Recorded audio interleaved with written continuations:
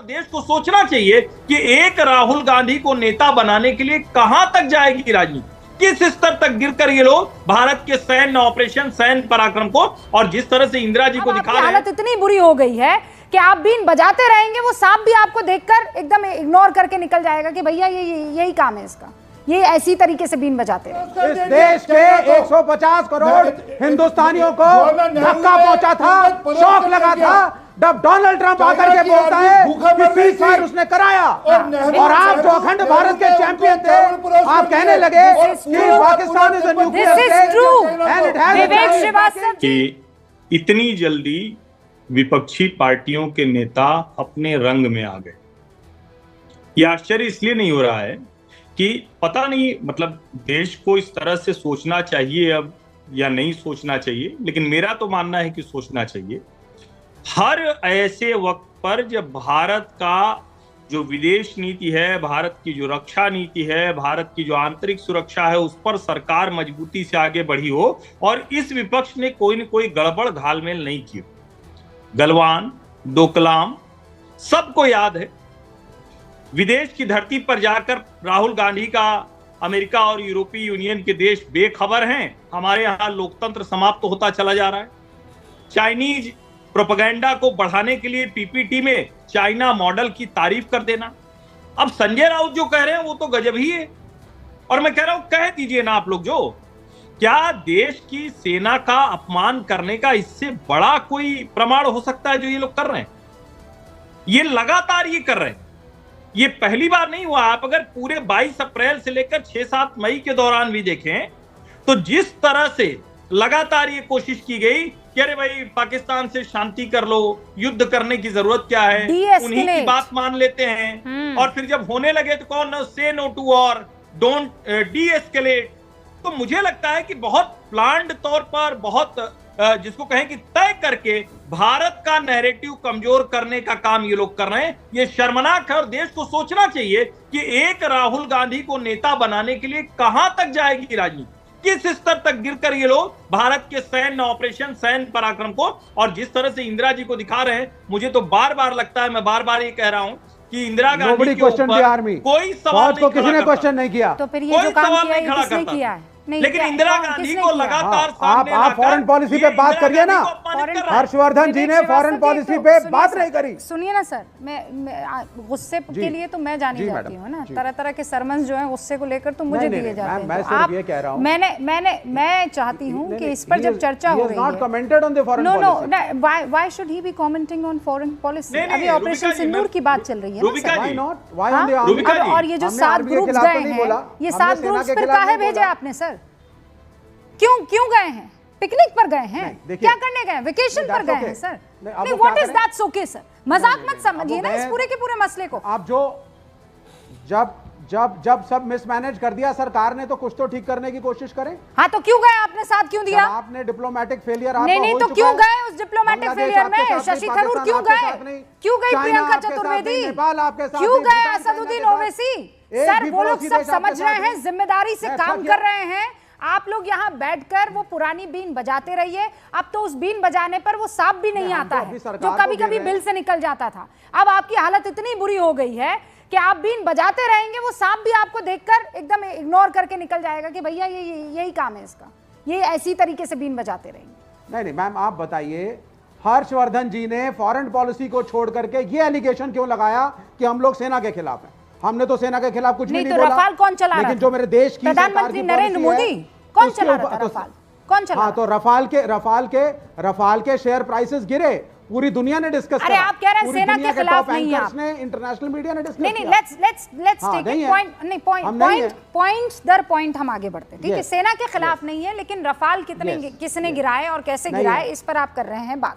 DGMO की बात नहीं मान रहे हैं, लेकिन हम सेना के खिलाफ नहीं है ना? सेना की तरफ से, विदेश मंत्रालय की तरफ से 10 मर्तबा कह दिया गया है कि ऑपरेशन सिंदूर के स्टार्ट पर जो बताया गया था, it was half an hour after we attack, लेकिन आपको ये बात नहीं माननी है। आपको बार बार ये कहना है कि कोई मुल्क जो है आपके साथ खड़ा हुआ नजर नहीं आ रहा है, लेकिन हम सेना के खिलाफ नहीं। ऑपरेशन सिंदूर किसने किया? फिर किसने किया? विवेक जी किसने किया? आप गए थे अपने घर से सबको लेकर ऑपरेशन सिंदूर करने, सेना ने किया ना ऑपरेशन सिंदूर सरकार के साथ मिलकर। ऑपरेशन सिंदूर ऑपरेशन सिंदूर में सेना ने एक्शन लिया, लेकिन दिशा निर्देशन, फॉरेन पॉलिसी, टाई अप्स, क्या मारना, किसको मारना, कब सीज फायर करना, कब शांति वार्ता हो या ना हो, इंडस वाटर ट्रीटी वापस ली जाए, ये सरकार ने किया। मैं सरकार से प्रश्न पूछ रहा हूं, सेना से नहीं। सेना को जो रोल था उसने किया। सेना एक एक्टर है, सरकार डायरेक्टर तो है। ऑपरेशन सिंदूर अनसक्सेसफुल कैसे है? तो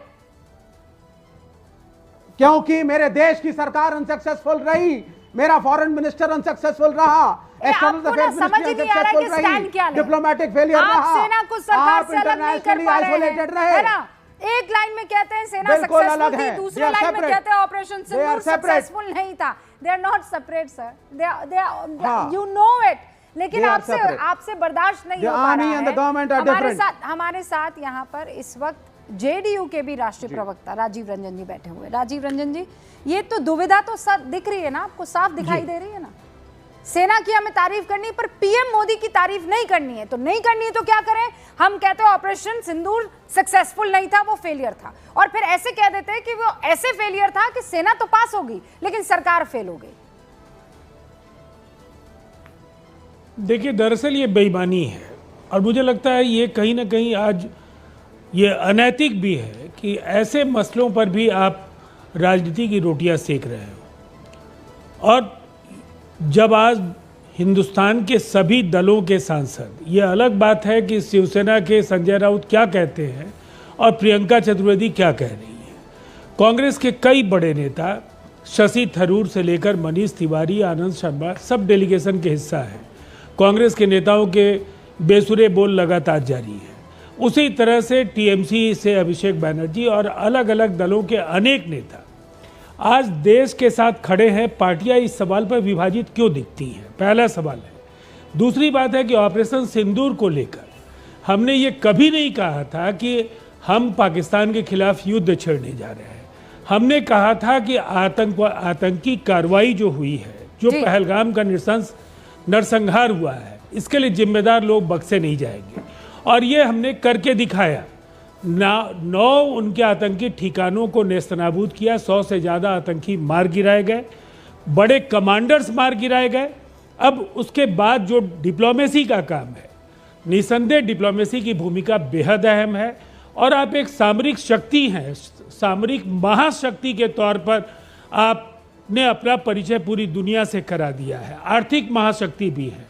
कौन आपके साथ आता है या नहीं आता है, आप अपनी लड़ाई लड़ने में अगर सक्षम हैं तो निसंदेह फिर आपको इसकी परवाह नहीं करनी चाहिए। लेकिन इतनी नकारात्मक तस्वीर भी नहीं है जो विवेक जी कहना चाहते हैं। देखिए, आज लेफ्ट को भी चाइना के मोह से मुक्त होना होगा। हर सवाल पर पूरी दुनिया को कोसना, पूरी दुनिया आपके खिलाफ अगर होती तो केवल 3 ही मुल्क कश्मीर के, ये पाकिस्तान के साथ क्यों दिखते? ये पूरी दुनिया आपके साथ है, इसका अर्थ बिल्कुल साफ है कि 2 हिस्से में अगर दुनिया है तो एक बहुत ही छोटा हिस्सा। हाँ, आरपी सिंह साहब कह रहे हैं कि इससे पहले जो मुस्लिम ब्रदरहुड देखा जाता था, जितने भी मुल्क हैं वो मुस्लिम मुल्क, वो इकट्ठा किस बात पर होते थे कि देखिए ये कंट्री है, ये कंट्री मुसलमानों की मेजॉरिटी वाली कंट्री है, और अगर इसके ऊपर किसी तरह का कुछ भी बुराई आती है तो हम सब एक साथ खड़े रहेंगे। पर आज देखिए पूरा सऊदी वर्ल्ड जो है, मुस्लिम कंट्रीज आज खड़ी है ना हिंदुस्तान के साथ में। पंकज जी भी हमारे साथ वरिष्ठ पत्रकार जुड़ चुके हैं। फेलियर है, इसमें कोई दो राय नहीं है, बिल्कुल खुल के हम कह रहे हैं, शुरू से कह रहे हैं। एंड हाउ आपके पास आपने after 168 foreign visits of the honourable prime minister of India, not a single country has stood by you. किसी ने दहाड़ लगा के नहीं बोला कि भारत मैं तुम्हारे साथ हूं। ये डिप्लोमेटिक फेलियर है। चाइना खड़ा रहा, टर्की खड़ा रहा, अमेरिका साइलेंट रहा, रूस ने बोला ठीक नहीं समझा, सब तो पाकिस्तान के साथ खड़े थे। यहां पे एक भी पड़ोसी मुल्क ऐसा नहीं है जो भारत के साथ रहे। मैं सेना पे क्वेश्चन मार्क नहीं कर रहा, गई हमारी सेना मार के आई, नो डाउट, लेकिन हमारे राजनेताओं ने, हमारी एक्सटर्नल अफेयर्स मिनिस्ट्री ने, हमने क्या हासिल किया है? हम एलिनेट हुए, हम एक्सपोज हुए, और हमने एक तरीके से चीज का प्रदर्शन करा। नहीं विवेक जी, आप रुक जाइए। नहीं, आप मुझे ये बताइए कि आपको इन सब के सपोर्ट से क्या मिल गया, बताइए। जो आतंकियों को हमें अटैक करना था, जो उनकी रीढ़ की हड्डी को तोड़ना था, वो तो तोड़ दिया। अमेरिका साथ रहे कि ना रहे, चीन साथ रहे कि ना रहे, नेपाल साथ रहे कि ना रहे, श्रीलंका साथ रहे कि ना रहे, अगल बगल के जितने भी मुल्क के साथ रहे कि ना रहे, हमें जो करना था हमने कर दिया ना। नहीं तो फिर how is it a failure? देखिए, नो, इंटरनेशनल जियोपॉलिटिक्स के अंदर जब 10 साल के साथ हम डंका बजा रहे हैं विश्वगुरु का, और होना चाहिए भारत के प्रधानमंत्री को विश्वगुरु, चाहे नरेंद्र मोदी हो या कोई और। मैं एक भारतीय हूं, मैं चाहूंगा कि किसी भी पार्टी का प्रधानमंत्री अगर हमारे देश में है विश्वगुरु बने, लेकिन विश्वगुरु नहीं बन पाए आप। आपने सिर्फ एक तहलका मचाया, लेकिन जब सब्सटेंस पे बात आई, रिपोर्ट कार्ड नहीं पूछी गई है, मैं भारत की बात कर रही हूँ। प्रधानमंत्री नरेंद्र मोदी की रिपोर्ट कार्ड, मैं भी भारत की बात कर रहा हूं। तो भारत, आप ये बताइए, भारत ऑपरेशन सिंदूर के तहत फेल है? India stands isolated. मुझे हाँ या ना बताइए, ऑपरेशन सिंदूर इंडिया स्टैंड्स आइसोलेटेड। भारत आज क्या फेल है? जी हाँ, हाँ, क्योंकि आप अकेले हैं, आइसोलेटेड हैं, कोई आपके साथ नहीं है। आपकी आर्म्ड फोर्सेस को आपने धूल नहीं, क्यों नहीं मतलब है? चटाई के नहीं चटाई धूल। आप 4 दिन के अंदर अंदर नहीं, आपका नैरेटिव बदल गया। क्या नैरेटिव? आपका वो नैरेटिव जो कहता था हम अखंड भारत करेंगे। भाषा बदल दी सर। हाँ, वो नैरेटिव 18 दिनों में आपने अपनी भाषा बदल दी। विवेक जी, यू चेंज योरसेल्फ। बिल्कुल नहीं, मुझे नहीं पता था कि आप इतना जल्दी अपना रंग बदल देंगे सर। नहीं, absolutely not madam. I stood with the prime minister, left parties prime minister के साथ थी। हमने कहा आपने हमला किया, हम आपके साथ हैं, देश आपके साथ है, आपसे प्रश्न नहीं पूछा जाएगा। लेकिन मैं डोनाल्ड ट्रंप और अमेरिकन इंपीरियलिस्टिक पावर्स को का घोर विरोधी हूं। सुनिए, आप लोगों की एक्सपायरी डेट तो इतनी खतरनाक है और इतनी कमजोर है कि दूध ज्यादा लंबा चल जाता है जी, फटने से पहले वो ज्यादा लंबा चल जाता है। आपकी एक्सपायरी डेट जो है वो इतना भी नहीं चल पाई। आरपी सिंह साहब जवाब दीजिए। आज कह दिया है जो ये शिवसेना के नेता कह रहे हैं, आज कह रहे डिप्लोमेटिक तरीके से इट्स अ फेलियर। सिंह साहब देखिए, इनकी डिप्लोमेसी का पैमाना जो हो, परंतु सच ये है कि पूरा यूरोपियन कंट्रीज हमारे साथ हैं। आज पूरा मिडिल ईस्ट हमारे साथ है। इनको दिखता नहीं, ये तो हर बार जब पाकिस्तान के साथ युद्ध हुआ मिडिल ईस्ट कहाँ खड़ा होता है सबको ध्यान में आता है। आज पूरा मिडिल ईस्ट डट के हमारे साथ खड़ा, पूरा यूरोप हमारे साथ खड़ा है। अमेरिका के बयान बदल रहे हैं रोज के रोज, उसमें अलग बात है कि उन्होंने शुरू में क्या कहा था, नहीं हम भारत को पूरी छूट देते हैं। बांग्लादेश को लेकर क्या कहा कि Bharat, Modi can himself deal with Bangladesh. But issue ये नहीं है, ये लगातार अपने फेलियर्स को कवर करने के लिए हमारी बात करते हैं। मैं थोड़ा सा जानकारी देता हूँ कुछ, ये सिर्फ पाकिस्तान का इशू नहीं है। याद करिए, गोवा 1947 में हमारे देश के साथ विलय होने को तैयार खड़ा था, हो गया था, सेना तैयार खड़ी थी, तो नेहरू जी ने रोक दिया, नहीं किया।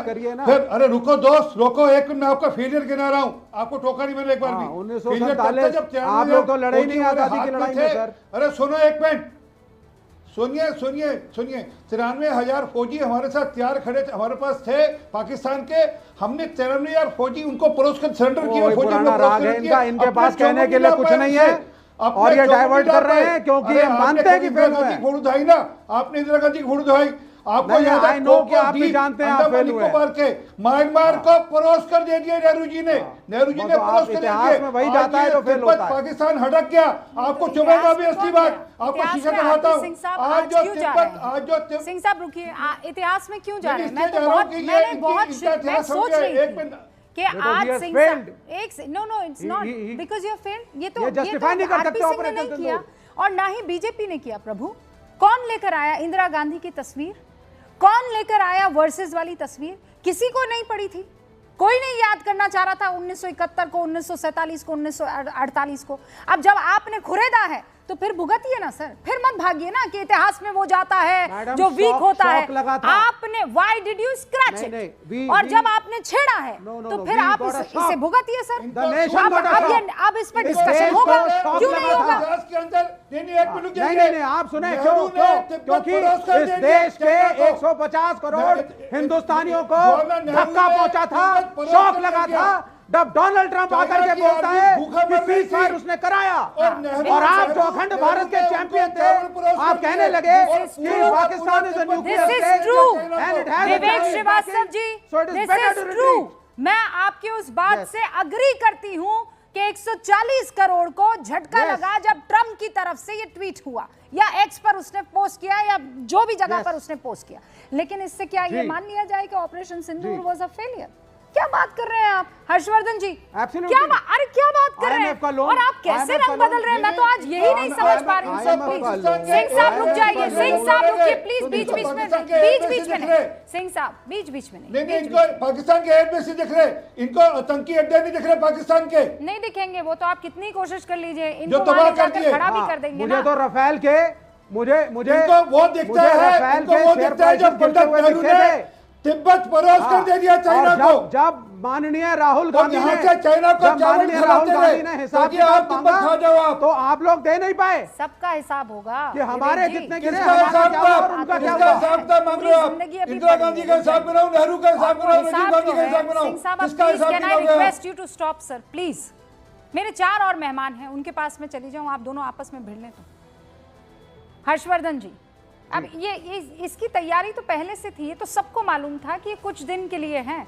ये जो रंग है वो कौन सा होता है सर? दिवाली पर जो अपन लगाते हैं ना वो रंग, फिर बारिश होती है और वो सबका सब धुल जाता है, या उस पर जरा सा आप अपनी कमर रगड़िए तो पूरा का पूरा वो चिपक आता है। ये वही तो रंग था जो आज दिखाई दे रहा है।